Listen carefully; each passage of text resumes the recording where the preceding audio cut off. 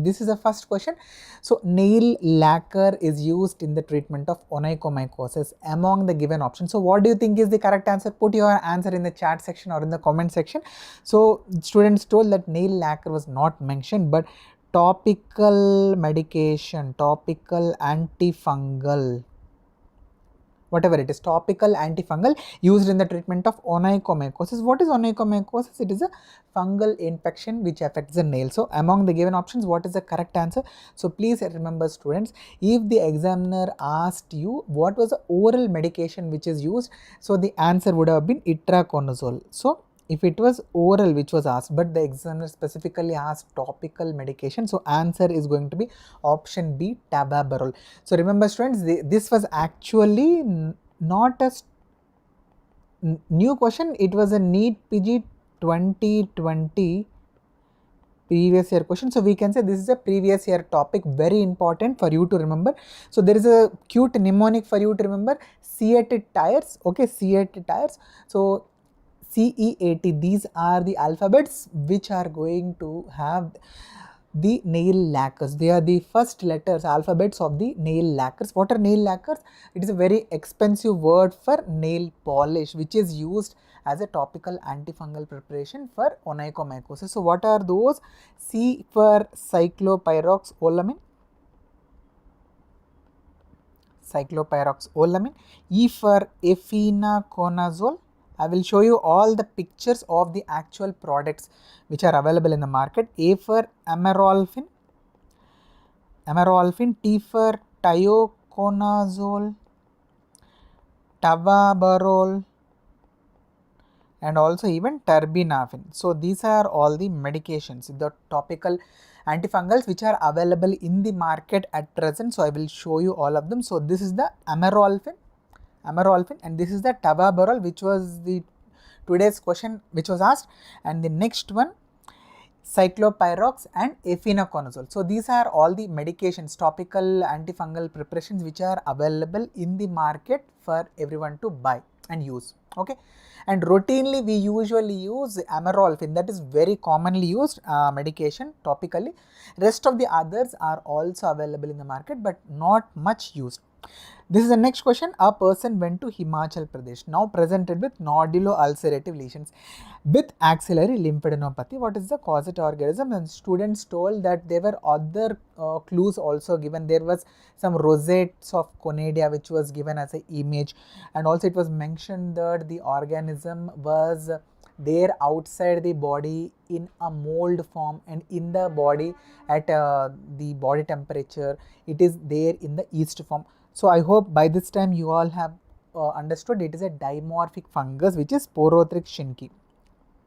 So this is a hardcore microbiology topic, but still I am discussing because the clinical features, okay, nodulo-ulcerative lesions was mentioned, okay. So please remember students, this is also called as sporotrichosis, is also called as rose gardener's disease, and Sporothrix shinki is associated with sporotrichosis. And do remember, whenever there will be a farmer or a rose gardener, there will be a thorn prick and there is going to be development of nodules and ulcers. So nodules will be there and ulcers will be there, and they are going to follow a lymphatic. So this is what is called as sporotrichoid pattern of the lesions, and this is very classically also associated with histopathological appearance of asteroid bodies. Asteroid bodies are also seen in the case of sporotrichosis. Because this is a fungal infection, deep fungal infection, treatment is going to be with itraconazole, okay. So next is this question: in males urethritis is caused by all except. So please remember students, the urethritis could be due to Neisseria, which is the most common cause, and in the non-gonococcal urethritis apart from chlamydia. So non-gonococcal urethritis we have chlamydia. Apart from this, we have even mycoplasma and also Trichomonas vaginalis. Very important, option C. Trichomonas vaginalis is also associated with urethritis. Okay, don't think Trichomonas is only associated with vaginal syndrome and kit number 2, the green colored kit is going to be used. No, Trichomonas can also be associated with urethritis. Okay, very important. So answer here is going to be option D, Gardnerella. Please remember, this is associated with bacterial vaginosis. So that was also one of the questions which were asked. So we can say it is a gynec proper question. So yes, bacterial vaginosis is produced due to the Gardnerella overgrowth when lactobacillus is going to be reduced and the other bacteria are going to increase in numbers. Okay, so here this is a very important point. So non-gonococcal urethritis inside that, remember, Trichomonas vaginalis is also one of the important causative organism. I hope everyone has answered this. If you are having any doubts, please put in the chat section. If you are enjoying this session, please do hit that like button already. Okay, so again you can see this deep fungal infection is very important, students. The mycetoma, the sporotrichosis, chromoblastomycosis, everything is very important for you to know. So Himachal Pradesh, gardener man walks barefoot, which infection he is prone to develop? Okay, answer here is option A, Madurella mycetomatis, which is going to produce the mycetoma. So I hope you all do remember there is a triad of granules,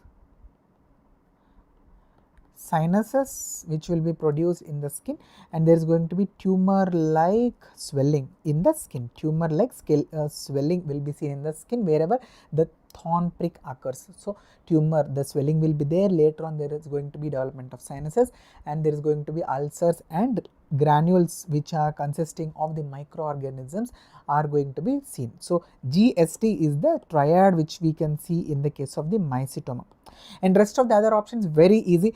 Cryptococcosis, the organism is going to enter the body through inhalation. Even coccidioides immitis is also going to enter through the inhalation, but not barefoot. Okay, barefoot walking, it is going to lead to the some kind of injury with the help of which the fungus is going to enter, that is implant. So that is the reason why this is also called as implantation mycosis.